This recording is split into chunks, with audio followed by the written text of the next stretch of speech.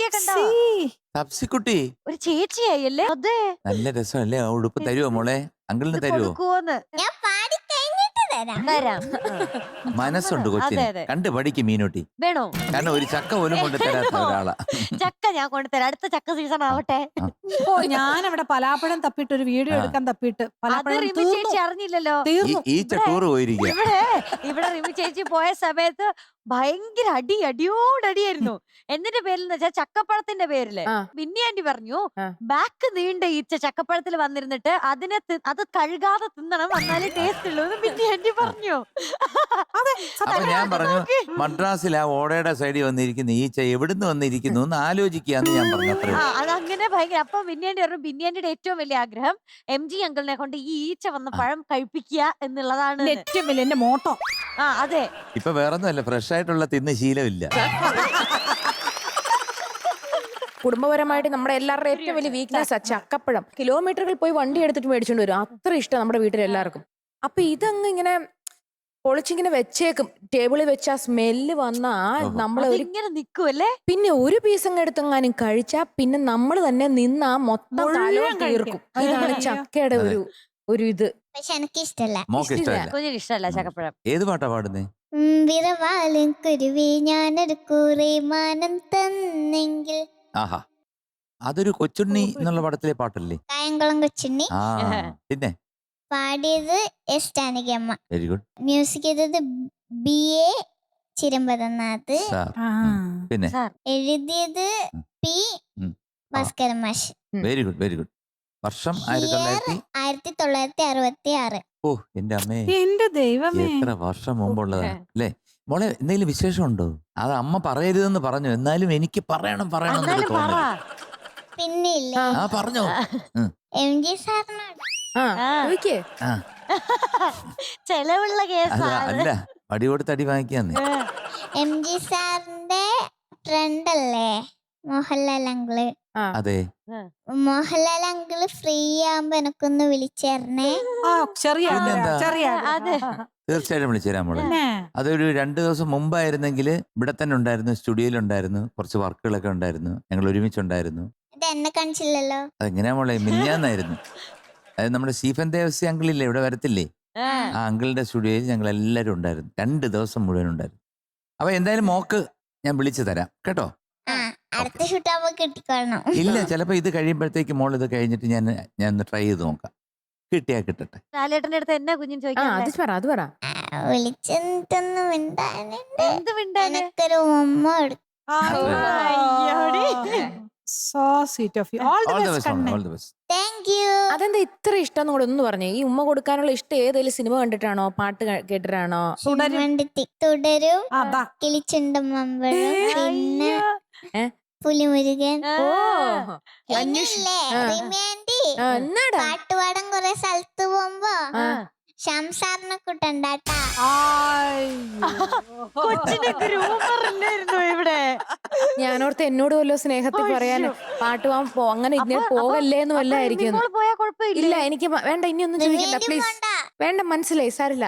Okay, ശ്യാംസാറിനെ കൊണ്ടുപോകത്തില്ല കേട്ടോ. ശ്യാമപ്രസാദേ, ഇത് നിനക്ക് നൽകുന്ന ഞാൻ സത്യം.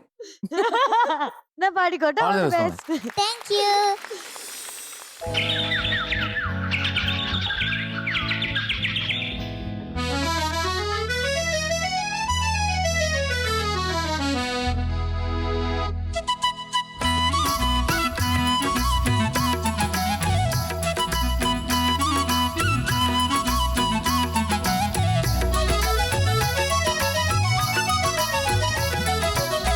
വിറവാലും കുരുവി ഞാനൊരു കുറി മാനം തന്നെങ്കിൽ.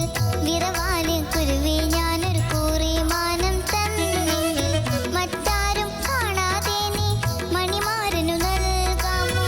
മറ്റാരും കാണാതെ നീ മണിമാരനു നൽകാമോ? വിറവാലും കുരുവി.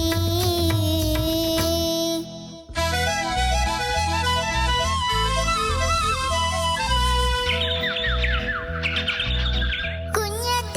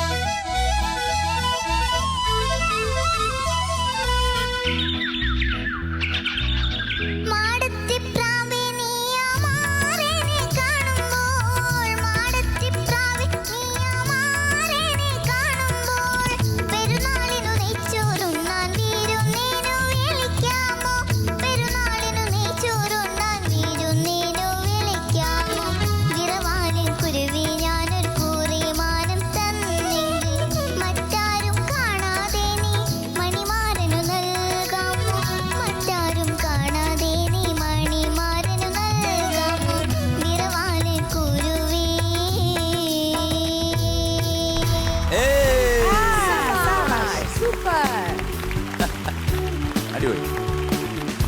വിറവാലി.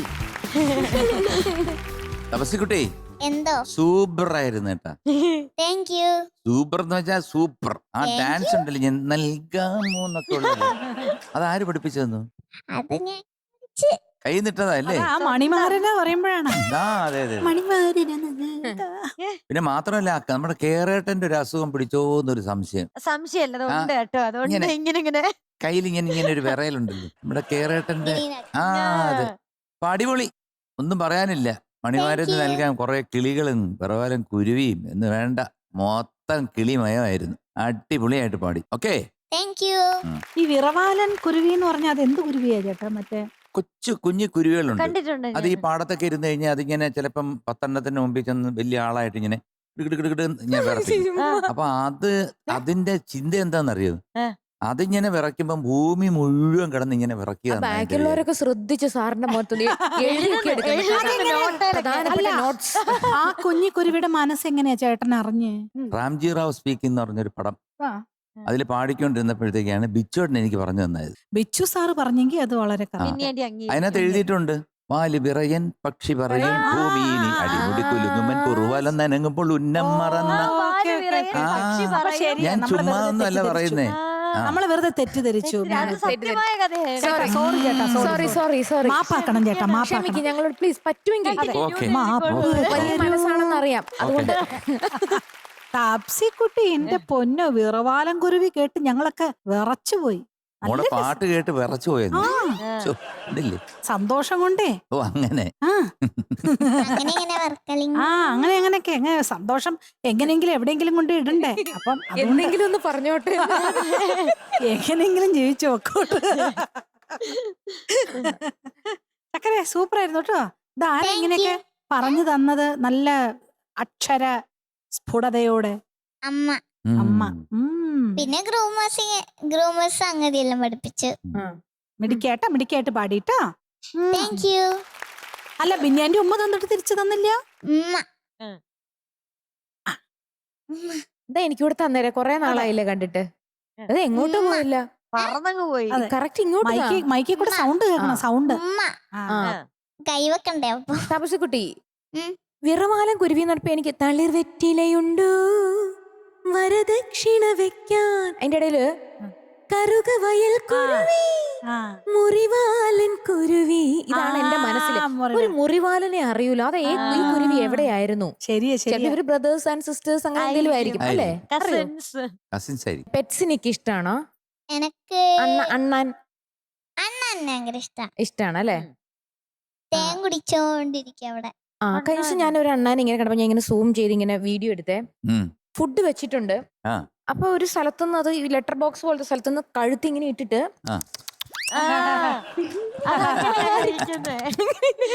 കൊറേ നേരം നോക്കി. ഭയങ്കര രസം അതിങ്ങനെ ചാടി. പിന്നെ ചേച്ചിക്ക് ഇങ്ങനത്തെ ഈ കുഞ്ഞുങ്ങളുണ്ട്. അപ്പൊ തേൻ പറിക്കാൻ കഴിയോ? കൂമ്പ്. അണ്ണാന് വലിയ നാക്കുണ്ട്. നാക്കില്ലേ? രണ്ടുപേരും എന്തൊക്കെ ഇത്ര ശ്രദ്ധിക്കുന്ന ആൾക്കാർ എന്റെ അപ്പുറത്ത് അണ്ണാന് വലിയ നാക്കോ? മിന്നോട്ട് കണ്ടിട്ടുണ്ടോ? ഇല്ലല്ലോ. അപ്പൊ പിന്നെ ശ്രദ്ധിച്ചിട്ടില്ല. ഇല്ല, അണ്ണാന് വലിയ നാക്കില്ല. അതാണ് ഈ പൂവിന്റെ അകത്തോട്ട് ഇട്ടിട്ട് തേൻ കഴിക്കും. ഓ, ചേട്ടൻ പറയണൊക്കെ സത്യമായിരിക്കും. നമുക്ക് ഇനി മറ്റേ വിറവാലൻ ശരിയാക്കിയോണ്ട് ഇനി സംശയിക്കാൻ പറ്റില്ല. നമ്മൾ അഡ്മിറ്റ് ചെയ്ത് കൊടുത്തേക്കണം. ഇനി കൂടുതലൊന്നും പറയില്ല. രസമായിട്ട് പാടി. പിന്നെ നമ്മുടെ ലിറ്റിൽ ഏഞ്ചൽ അല്ലേ ഇത്? ഇതൊക്കെ മത്സരമാണെന്നും അല്ല, അങ്ങനെ ഒരു രീതിയിലൊന്നും അല്ല നമ്മളിത് കേൾക്കുന്നത്. നമുക്കെല്ലാം ഒരു സന്തോഷം കിട്ടുക. നമ്മൾ അങ്ങനെയല്ലേ 7 തൊട്ട് 8:30 വരെ നിങ്ങളെ ഒന്ന് കാണുമ്പോ തന്നെ ആൾക്കാർക്ക് ഒരു സന്തോഷാ. പിന്നെ പാട്ടും കൂടെ പാടും, നല്ല ഡ്രസ്സൊക്കെ ഇട്ട് നല്ല മേക്കപ്പ് ഒക്കെ ഇട്ട് സുന്ദരിയും കുട്ടിയായിട്ട് വന്ന് നിൽക്കും. പിന്നെ അതിനപ്പുറം വേറെ സന്തോഷമില്ല. Thank you. റിമി, ഓസ്ട്രേലിയ പോയിട്ട് നമ്മുടെ കോലെ കണ്ടോ? കോല. അയ്യോ, കങ്കാരു ആണോ? അല്ല, കോല. കോല അവരെല്ലാരും പറയണുണ്ടായിരുന്നു. കോലെ കണ്ടില്ല. ഇല്ല, കോല ആൾക്കാർ കണ്ടപ്പോ പറഞ്ഞു ഒരു കോലം കിട്ടുപോയല്ലോ എന്ന് പറഞ്ഞു. അതല്ല, ആ കോലയെ ഉദ്ദേശിച്ചല്ലേ ചെയ്തേ. കോലക്കുഴൽ വിളി കേട്ടോ, കോല പാട്ട്. അയ്യോ, അല്ലല്ല, ഈ ഓസ്ട്രേലിയയില് കോല എന്ന് പറഞ്ഞ ആനിമലാ. ഞങ്ങള് പോയപ്പോ കോലയുടെ കൂടെ കൊറേ നേരം ഇരുന്നു. അങ്ങനെ ഒരു ആനിമലുണ്ട്. നേരം ഉറക്കം. എന്റെ വീട്ടിൽ വരാത്ത ഒറ്റ ജീവജാലങ്ങളില്ല. കോലയൊക്കെയുണ്ട്. കോലയൊന്നുമല്ല, നമ്മുടെ നാട്ടുപുറത്തുള്ള എല്ലാം വരും. മയിലുണ്ടോ?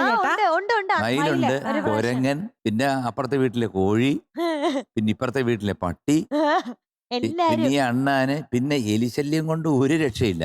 പെരിച്ചാഴി എന്ന് പറഞ്ഞാൽ കഷ്ടകാലത്തിന് എപ്പോഴും ഇറങ്ങി കഴിഞ്ഞാലും വലിയ കുഴി ഉണ്ടാക്കി വെക്കും. ഒയ്യോ. പെരിച്ചാഴി ഒരു കൂട്ടം അവിടെ. പാമ്പോ ചേട്ടാ? അതുകൊണ്ട് ഒന്നിനൊരു കുറവില്ല. ഈ കങ്കാരുവിന്റെ കാര്യം പറഞ്ഞപ്പോ ഞാൻ ആദ്യമായിട്ട് ഒരു വെളിനാട്ടില് ഒരു വണ്ടി ഓടിച്ചത് ഇൻസ്റ്റയിലിട്ടപ്പോ നിങ്ങൾ കണ്ടു. ഓസ്ട്രേലിയയിലാണ് ഡ്രൈവ് ചെയ്തത്. അപ്പൊ അവിടെ ഈ പാതിരാത്രിക്കൊക്കെ ആരും ഡ്രൈവ് ചെയ്യാൻ എല്ലാവർക്കും പേടി. നമ്മുടെ നാട്ടിൽ ഇപ്പൊ പൂച്ച പട്ടിയാണല്ലോ വിലങ്ങ് ഇങ്ങനെ അവിടെ കങ്കാരുവാണ് വന്നിടിക്കും. കങ്കാരു വണ്ടി വന്നിടിച്ചാ കങ്കാരുവിന് പോലും സത്യത്തൊന്നും പറ്റിയല്ല, ഈ വണ്ടിക്കാ പറ്റുന്നതെന്ന്. കാരണം അത്ര ശക്തിയാണ് കങ്കാരുവിന്റെ എല്ലിന്. അപ്പൊ സൈഡിലൊക്കെ ചില ഉള്ളിലോട്ടൊക്കെ പോകുന്ന കങ്കാരുകൾ ഇങ്ങനെ സൈഡിലൊക്കെ ഇങ്ങനെ ചത്ത് കിടക്കുന്ന കാണാം. ഇത് വണ്ടി ഇടിക്കുന്നതാണോ? അത് ഓസ്ട്രേലിയയുടെ മാത്രം ഒരു പ്രത്യേകതയാണ്. കങ്കാരുവിന്റെ നാട്. പ്രത്യേകിച്ച് രാത്രി ഡ്രൈവ് ചെയ്ത ആൾക്കാർക്ക് ഇത് ഒരു പേടി സ്വപ്നവും. അല്ലാതെ ഇങ്ങനെ കുരങ്ങ് പോലെ എല്ലായിടത്തും ഇങ്ങനെ ചില ശ്രദ്ധിച്ചു നോക്കി ഇങ്ങനെ കൂട്ടം കൂടി നിൽക്കും. പണ്ട് കങ്കാരുവിനെ നമ്മളെ ഈ കങ്കാരു ഇത് കാണുമ്പോ ഈ സഞ്ചി ഇല്ലേ കങ്കാരുവിന്, അതിനുള്ളിൽ കയറി ട്രാവൽ ചെയ്യണമെന്ന് വലിയ ആഗ്രഹമായിരുന്നു കങ്കാരുവിന്റെ. അതിന്റെ അണ്ടം പറഞ്ഞു പോകും. എന്തെന്നത്? ചേട്ടാ കുഞ്ഞു മനസ്സിലെ ആഗ്രഹമായിരുന്നു. ശരി. എന്തോ ആദ്യ ഒരു ലിറ്റിൽ ഏഞ്ചൽ ഗോൾഡൻ സ്റ്റാർ പുകരേ.